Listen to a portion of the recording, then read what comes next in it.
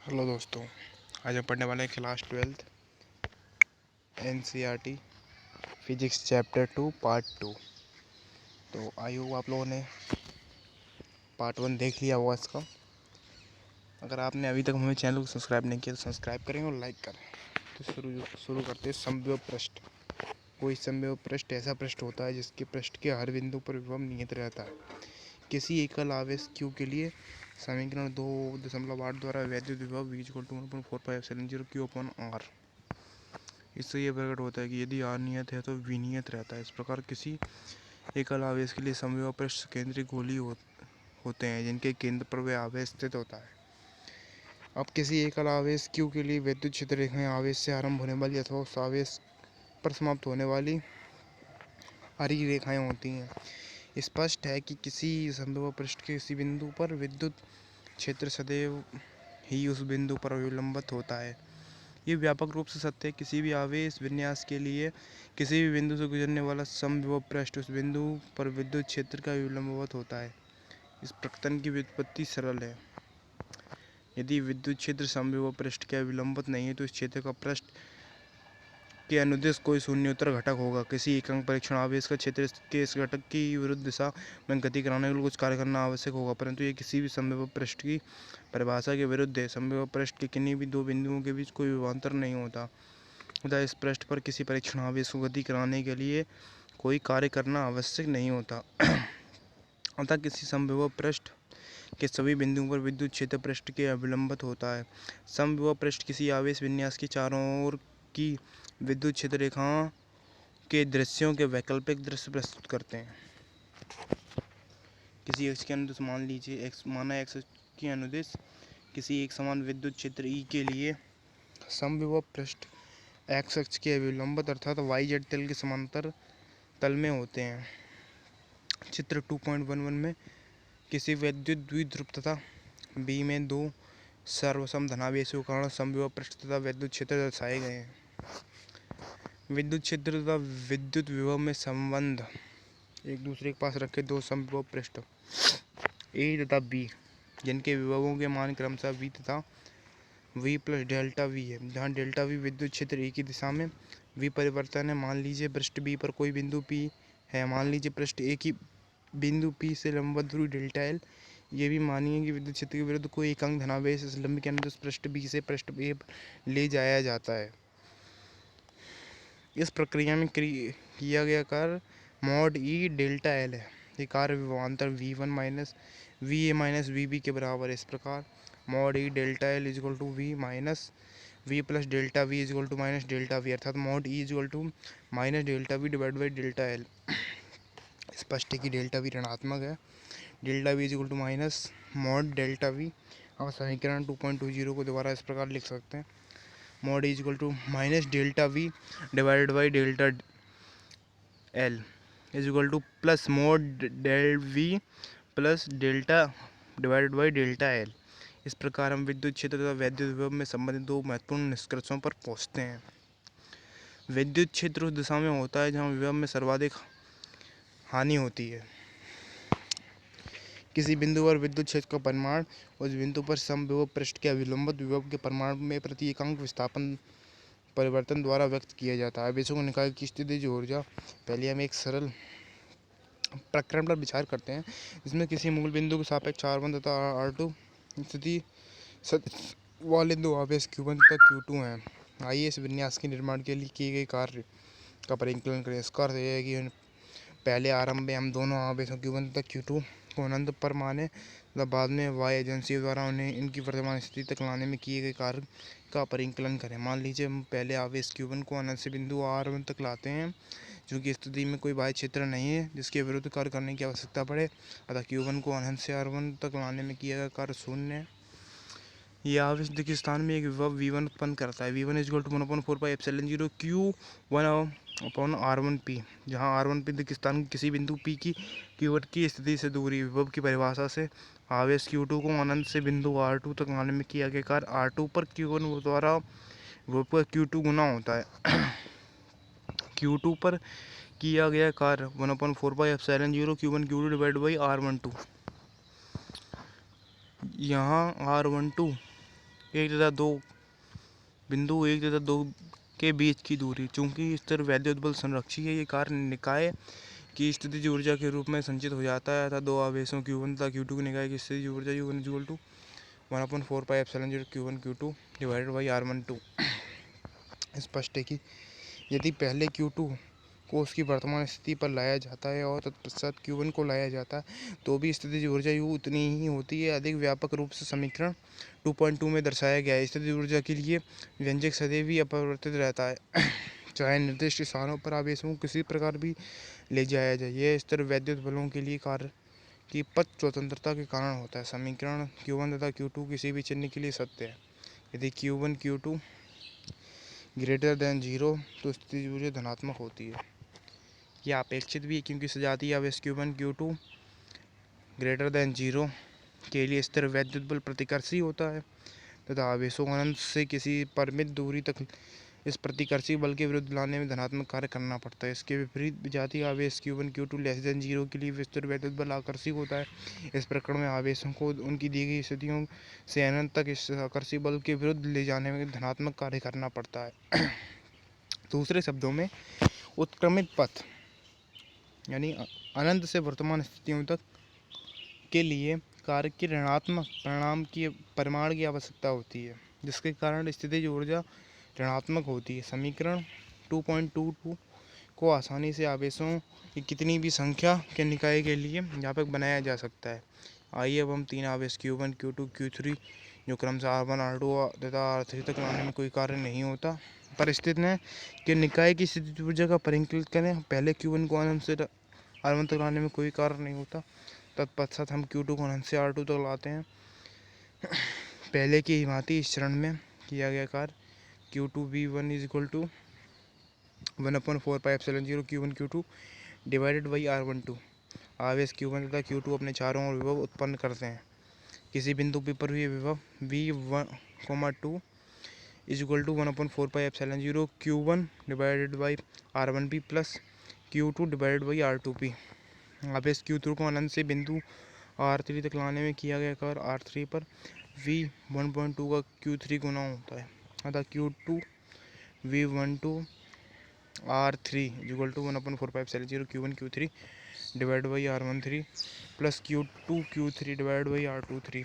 आवेशों की उनको दी गई स्थितियों पर एकत्र करने में किया गया कार्य कुल कार्य विभिन्न चरणों में किए गए कार्यों के योग करने से प्राप्त होता है। Equal to 1/4πε0 Q1 Q2 divide by R12 plus Q1 Q3 divided by R13 plus Q2 Q3 divided by R2 R3। यहाँ फिर स्थिर वैद्युत बल की संरक्षी प्रकृति के कारण स्थितिज ऊर्जा U को अंतिम व्यंजक समीकरण 2.26 विन्यास को इस प्रकार संयोजित किया गया है। उसके क्रम पर निर्भर नहीं करता। स्थितिज ऊर्जा विन्यास की वर्तमान अवस्था का अभिलाक्षणिक गुण होता है। ये इस बात पर निर्भर नहीं करता कि इस विन्यास को किस प्रकार प्राप्त किया गया है। वाह्य क्षेत्र में स्थितिज ऊर्जा एकल आवेश की स्थितिज ऊर्जा अनुभाग 2.7 में विद्युत क्षेत्रीय स्रोत का विशेष उल्लेख किया गया। आवेश तथा उनकी स्थितियां तथा उन आवेशों के निकाय की स्थितिज ऊर्जा निर्धारित की गई है। इस अनुभाग में हम इससे संबंधित परंतु भिन्न प्रश्न पूछते हैं। किसी दिए गए क्षेत्र में किसी आवेश Q की स्थितिज ऊर्जा क्या होती है। वास्तव में यह प्रश्न आरंभ बिंदु था जो हमें स्थिर वैद्युत विभव की धारणा की ओर ले गया था, परंतु ये प्रश्न हम फिर दोबारा ये स्पष्ट करने के लिए पूछ रहे हैं कि किस रूप से यह अनुभाग 2.7 में की गई चर्चा से भिन्न है। यह प्रमुख अंतर यह है कि अब हम यहाँ पर किसी वाह्य क्षेत्र में आवेश की स्थितिज ऊर्जा के विषय में चर्चा कर रहे हैं। इसमें वाह्य क्षेत्र E उन दिए गए आवेशों द्वारा उत्पन्न नहीं किया जाता जिनकी स्थितिज ऊर्जा का हम परिकलन करना चाहते हैं। विद्युत क्षेत्र E उस स्रोत द्वारा उत्पन्न किया जाता है जो दिए गए आवेश की दृष्टि से बाह्य होता है। बाह्य स्रोत ज्ञात हो सकता है परंतु प्रायः ये स्रोत अज्ञात अथवा अनिर्दिष्ट होते हैं। जो कुछ भी यहाँ निर्दिष्टित होता है वहाँ वह है विद्युत क्षेत्र अथवा बाह्य स्रोतों के कारण स्थिर वैद्युत विभव V। अब हम ये मानते हैं कि आवेश Q वाह्य क्षेत्र उत्पन्न करने वाले स्रोतों को सार्थक रूप से प्रभावित नहीं करता। यदि Q अत्यधिक छोटा है तो ये सत्य है कि अथवा कुछ अनिर्दिष्ट बलों का प्रभाव में बाह्य स्रोतों को दृढ़ रखा जा सकता है। यदि Q परिमित है तो भी इसके बाह्य स्रोतों पर प्रभाव की उन परिस्थितियों में उपेक्षा की जा सकती है जिनमें बहुत दूर अनंत पर स्थित अत्यधिक प्रबल स्रोत हमारी रुचि के क्षेत्र में कोई परिमित क्षेत्र ई उत्पन्न करता है। फिर ध्यान दीजिए, हमारी रुचि किसी बाह्य क्षेत्र में दिए गए आवेश की स्थिति ऊर्जा निर्धारित करने में है। बाह्य विद्युत क्षेत्र में उत्पन्न करने वाले स्रोतों की स्थितिज ऊर्जा में कोई रुचि नहीं है। बाह्य विद्युत क्षेत्र ई तथा तदनुरूपी बाह्य विभव V का मान एक बिंदु से दूसरी बिंदु पर जाने में परिवर्तित हो सकता है। परिभाषा के अनुसार किसी बिंदु P पर विभव एकांक धनावेश को अनंत से उस बिंदु P तक लाने में किया गया कार्य के बराबर होता है। अतः किसी आवेश Q को अनंत से बाह्य क्षेत्र के किसी बिंदु P तक लाने में किया गया कार्य QV होता है। ये कार्य आवेश Q में स्थितिज ऊर्जा के रूप में संचित हो जाता है। यदि बिंदु P का किसी मूल बिंदु के सापेक्ष कोई स्थिति सदिश R है तो हम ये लिख सकते हैं कि किसी बाह्य क्षेत्र में आवेश Q की R पर स्थितिज ऊर्जा QVR, यहाँ VR बिंदु R पर बाह्य विभव है। इस प्रकार यदि आवेश Q E = 1.6 इंटू 10⁻⁻19 कूलम को कोई इलेक्ट्रॉन किसी विभवांतर डेल्टा V = 1 वोल्ट द्वारा त्वरित किया जाता है तो वह ऊर्जा Q delta V = 1.6 into 10⁻19 joule अर्जित करेगा। ऊर्जा के इस मात्रक को इलेक्ट्रॉन वोल्ट अर्थात 1 eV = 1.6 इंटू 10⁻19 जूल के रूप में परिभाषित करते हैं। इलेक्ट्रॉन वोल्ट पर आधारित मात्रकों का सर्वाधिक उपयोग आणविक, नाभिकीय तथा कण भौतिकी में किया जाता है। 1 kilowatt = 10⁻³ electron volt = 1.6 into 10⁻⁻16 joule, 1 million electron volt mega कहते हैं इसे वैसे तो 1 mega electron volt = 10⁻6 electron volt = 1.6 into 10⁻⁻13 joule = 1 GeV, यानी कि इसको हम कह सकते हैं milli micro 1 milli micro electron volt = 10⁻9 electron volt = 1.6 into 10⁻⁻10 joule तथा 1 tesla volt = 10⁻12 electron volt 1.6 into 10⁻⁻7 joule 2.8.2 किसी बाह्य क्षेत्र में दो आवेशों निकाय की स्थितिज ऊर्जा। अब हम ये पूछते हैं कि किसी बाह्य क्षेत्र में क्रमशः R1 तथा R2 पर स्थित दो आवेशों Q1 तथा Q2 की स्थितिज ऊर्जा क्या होती है। इस विन्यास का निर्माण करने के किए गए कार्य का परिकलन करने के लिए आइए ये कल्पना करें कि पहले हम आवेश Q1 को अनंत से R1 तक लाते हैं। समीकरण 2.27 के अनुसार इस चरण में किया गया कार्य Q1 V R1 है। अब हम आवेश Q2 को R2 तक लाने में किए जाने वाले कार्य पर विचार करते हैं। इस चरण में केवल बाह्य क्षेत्र E के विरुद्ध ही कार्य नहीं होता वरन Q1 के कारण क्षेत्र के विरुद्ध भी कार्य करना होता है था। Q2 पर बाह्य क्षेत्र के विरुद्ध किया गया कार्य Q2 पर Q1 के कारण क्षेत्र के विरुद्ध किया गया कार्य Q1 Q2 4πε0 R12। यहाँ R12 आवेशों Q1 तथा Q2 के बीच की दूरी है। ऊपर हमने समीकरण 2.27 तथा 2.22 का उपयोग किया। क्षेत्रों के लिए अध्यारोपण सिद्धांत द्वारा हम Q2 पर दो क्षेत्रों A तथा Q1 के कारण क्षेत्र के विरुद्ध किए गए कार्यों को जोड़ने आता। Q2 को R2 तक लाने में किया गया कार्य Q2V R2 + Q1 Q2 / 4πε0 R12। इस प्रकार निकाय की स्थितिज ऊर्जा विन्यास के निर्माण में किया गया कार्य = Q1V R1 + Q2V R2 + Q1 Q2 / 4πε0 R12। वाय क्षेत्र में द्विध्रुव की स्थितिज ऊर्जा चित्र 2.16 में दर्शाए गए अनुसार एक समान विद्युत क्षेत्र में रखे आवेशों Q1 = +Q तथा Q2 = -Q के द्विध्रुव पर विचार कीजिए। जैसा कि हमने पिछले अध्याय में देखा कि एक समान विद्युत क्षेत्र में द्विध्रुव किसी नेट बल का अनुभव नहीं करता परंतु एक बल आघूर्ण का अनुभव करता है जो इस प्रकार है। Tau = P × E। हम इसमें घूर्णन की प्रवृत्ति उत्पन्न करेगा। ये इसमें घूर्णन की प्रवृत्ति उत्पन्न करेगा मतलब घूमेगा ये जब तक P तथा E दूसरे के समांतर अथवा प्रति समांतर नहीं है। समांतर या प्रति समांतर नहीं है तब तक ही होगा। मान लीजिए कोई वाय बल आघूर्ण टाउ वाय इस प्रकार लगाया जाता है कि वे इस बल आघूर्ण को ठीक ठीक उदासीन कर देता है और उसे कागज के तल बिना किसी कोणीय त्वरण के अत्यंत सूक्ष्म कोणीय चाल से थीटा 0 से कोण थीटा 1 पर घूर्णित कर देता है।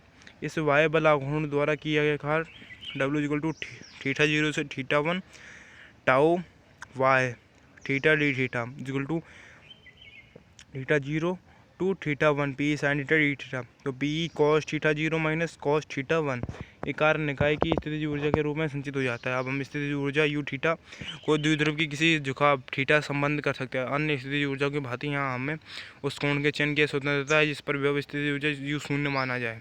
प्राकृतिक चयन के अनुसार थीटा 0 π/2 लिया जाना चाहिए। इसका स्पष्टीकरण चर्चा के अंत में दिया गया है। तब हम लिख सकते हैं U theta equal to p cos π/2 minus cos theta equal to minus p cos theta equal to minus p dot E. वैकल्पिक रूप में इस व्यंजक को समीकरण 2.29 से समझा जा सकता है। हम समीकरण 2.29 का प्रयोग दो आवेशों प्लस क्यू तथा माइनस क्यू के वर्तमान निकाय के लिए करते हैं। तब स्थितिज ऊर्जा को व्यंजक को इस प्रकार व्यक्त किया जा सकता है U dash theta equal to Q V R1 minus V R2 minus Q square divide by 4πε0 2a। यहाँ R1 तथा R2 दो आवेशों प्लस क्यू तथा माइनस क्यू के स्थिति सदिशों को दर्शाते हैं। अब R1 तथा R2 के बीच विभवांतरिक अंक धराव के क्षेत्र को विरुद्ध R2 तथा R1 तक लाने में किए गए कार्य के बराबर है। बल के समांतर विस्थापन 2a cos थीटा इस प्रकार v R1 minus V R2 is equal to minus E into 2a cos theta इस प्रकार हमें प्राप्त होता है। चूंकि एक नियतांक स्थितिज ऊर्जा के लिए नगण्य है, हम समीकरण 2.34 में दूसरे पद को छोड़ सकते हैं, तब ये समीकरण 2.32 बन जाता है। U dash theta is equal to minus p cos theta minus Q square divided by 4πε0 into 2a equal to minus p E minus Q square divided by 4πε0 into 2a। ध्यान दीजिए यू डैश थीटा तथा U theta में एक राशि का अंतर जो किसी दिए गए द्विध्रुव के लिए मात्रिक नियतांक है। स्थितिज ऊर्जा के लिए नियतांक महत्वपूर्ण नहीं आता। समीकरण 2.34 से हम द्वितीय पद को छोड़ सकते हैं। इस प्रकार यह समीकरण 2.32 के रूप में आ जाता है। अब हम ये समझ सकते हैं कि हमने थीटा 0 इक्वल टू π/2 क्यों लिया था।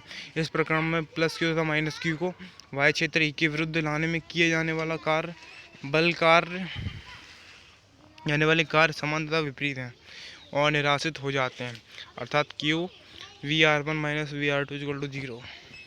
चालक स्थिर वैद्युत की अध्याय में चालकों तथा विद्युत रोधी पदार्थों को संक्षेप में वर्णन किया गया था। चालकों में गतिशील व आवेश वाहक होते हैं। धात्विक चालकों में ये वाहक इलेक्ट्रॉन होते हैं। धातुओं में वाह्य संयोजी इलेक्ट्रॉन अपने परमाणुओं से अलग होकर गति कराने के लिए मुक्त होते हैं। इलेक्ट्रॉन धातु के अंदर गति कराने के लिए मुक्त होते हैं, परंतु धातु से मुक्त नहीं हो सकते। ये मुक्त इलेक्ट्रॉन एक प्रकार की गैस की भांति आपस में परस्पर तथा आयनों से टकराते हैं तथा विभिन्न दिशाओं में यादृच्छिक गति करते हैं। किसी वाह्य विद्युत क्षेत्र में ये क्षेत्र के दिशा विपरीत बहते हैं। नाभिकों को इस प्रकार धनायन तथा परिपथ इलेक्ट्रॉन अपनी नियत स्थितियों पर ही दृढ़ रहते हैं। अब घटनी चालकों में धनायन तथा ऋणायन दोनों ही आवेश वाहक होते हैं, परंतु इस प्रकरण में स्थिति अधिक जटिल होती है। आवेश वाहकों की गति वाह्य विद्युत क्षेत्र के साथ साथ रासायनिक बलों द्वारा भी प्रभावित होती है। यहाँ हम अपनी चर्चा ठोस धात्विक चालकों तक ही सीमित रखेंगे। आइए चालक स्थिर वैद्युतिकी के संबंध में कुछ महत्वपूर्ण परिमाणों पर ध्यान दें। चालक के भीतर स्थित वैद्युत क्षेत्र शून्य होता है, यानी पहली जो टिप्पणी इसने की है, चालक के भीतर स्थिर वैद्युत क्षेत्र शून्य होता है। किसी उदासीन अथवा आवेशित चालक पर विचार कीजिए। यहाँ कोई स्थिर वैद्युत क्षेत्र भी हो सकता है। स्थैतिक स्थिति में जब चालक के भीतर अथवा उसके पृष्ठ पर कोई विद्युत धारा नहीं होती, तब चालक के भीतर हर स्थान पर स्थिर वैद्युत क्षेत्र शून्य होता है। इस तथ्य को किसी चालक को परिभाषित करने के गुण के रूप में माना जा सकता है। चालक में मुक्त इलेक्ट्रॉन होते हैं जब तक विद्युत क्षेत्र शून्य नहीं है। मुक्त आवेश वाहक एक बल का अनुभव करेंगे और उनमें बहाव होगा। स्थैतिक स्थिति में मुक्त इलेक्ट्रॉन स्वयं को इस प्रकार वितरित कर लेते हैं कि चालक के भीतर हर स्थान पर विद्युत क्षेत्र शून्य होता है। किसी चालक के भीतर स्थिर वैद्युत क्षेत्र शून्य होता है। विशिष्ट चालक के पृष्ठ के प्रत्येक बिंदु पर स्थिर वैद्युत क्षेत्र अभिलंबित होना चाहिए। यदि ई पृष्ठ के अभिलंबित नहीं है तो उसका पृष्ठ के अनुदिश कोई शून्योत्तर घटक होगा। तब पृष्ठ के मुक्त इलेक्ट्रॉन पृष्ठ पर किसी बल का अनुभव करेंगे और गति करेंगे। अतः स्थैतिक स्थिति में यह कोई स्पर्श रेखी घटक नहीं होना चाहिए। इस प्रकार किसी आवेशित चालक के पृष्ठ पर स्थिर वैद्युत क्षेत्र पृष्ठ के हर बिंदु पर पृष्ठ के अभिलंबित होना चाहिए। परिणाम 5 देखिए। स्थैतिक स्थिति में किसी चालक के अभ्यंतर में कोई अतिरिक्त आवेश नहीं हो सकता। किसी उदासीन चालक में प्रत्येक लघु आयतन तथा पृष्ठीय अवयव में धनात्मक तथा ऋणात्मक आवेश समान मात्रा में होते हैं। जब किसी चालक में आवेशित किया जाता है तो स्थैतिक स्थिति में अतिरिक्त आवेश केवल उस पृष्ठ पर विद्यमान होता है जहां गाउस नियम से स्पष्ट है। किसी चालक के भीतर यादृच्छिक आयतन अवयव V पर विचार कीजिए। आयतन अवयव V को परिबद्ध करने वाला किसी बंद पृष्ठ S पर विद्युत क्षेत्र शून्य होता है। इस प्रकार इससे गुजरने वाले फ्लक्स शून्य आता है। गाउस नियम के अनुसार S पर परिबद्ध कोई नेट आवेश नहीं है, परंतु पृष्ठ S को आप जितना छोटा चाहें उतना छोटा बना सकते हैं। अर्थात आयतन V को अत्यंत अल्प यानी लोपी बिंदु तक छोटा बनाया जा सकता है। इसका अभिप्राय ये हुआ कि चालक के कोई भीतर कोई नेट आवेश नहीं। यदि कोई अतिरिक्त आवेश है तो उस पृष्ठ पर विद्यमान होना चाहिए। चालक के समस्त आयतन में स्थिर वैद्युत विभव नियत रहता है तथा इसके मान इसके पृष्ठ पर भी समान होता है। चालक के समस्त आयतन में स्थिर वैद्युत विभव नियत रहता है तथा इसके मान इसके पृष्ठ पर भी समान होता है। यानी से क्या है, ये उपरोक्त 1 तथा 2 का अनुवर्ती है। चूंकि इसे चालक के भीतर ही E=0 तथा इसका पृष्ठ पर कोई स्पर्श रेखी घटक नहीं होता था। इसके भीतर पृष्ठ पर किसी छोटे परीक्षण आवेश की कोई गति कराने में कोई कार्य नहीं होता। अर्थात चालक के भीतर अथवा उसके पृष्ठ पर दो बिंदुओं को बीच कोई विभवांतर नहीं होता। यही वांछित परिणाम। यदि चालक आवेशित है तो चालक के पृष्ठ पर अभिलंबित विद्युत क्षेत्र होता है। इसके अभिप्राय है कि चालक के पृष्ठ के किसी बिंदु का विभव चालक से तुरंत बाहर के बिंदु के विभव से भिन्न होगा।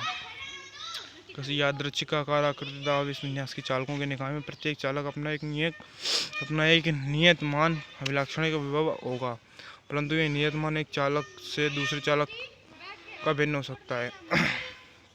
आवेशित चालक के पृष्ठ पर विद्युत क्षेत्र = σ/ε0, जहाँ सिग्मा पृष्ठीय आवेश ना तो n वेक्टर पृष्ठ के अभिलंबित बहुमुखी दिशा में एकांक सदिश।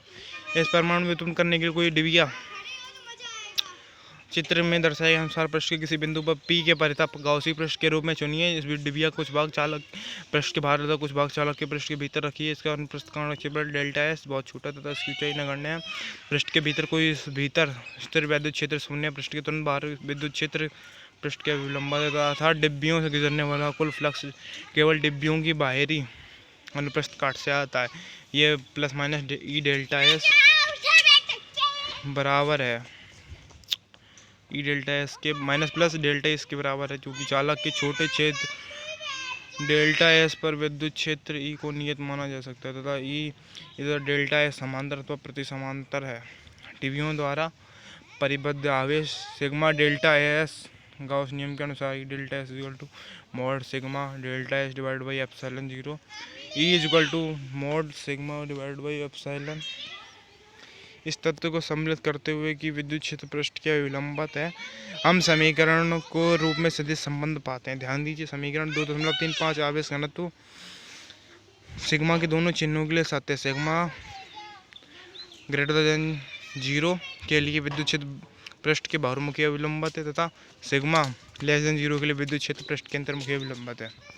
तो आज के लिए बस इतना ही दोस्तों, तब तक के लिए। अब इसका पार्ट 3 नेक्स्ट वीडियो पर आएगा।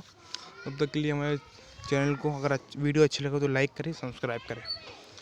Thank you for watching.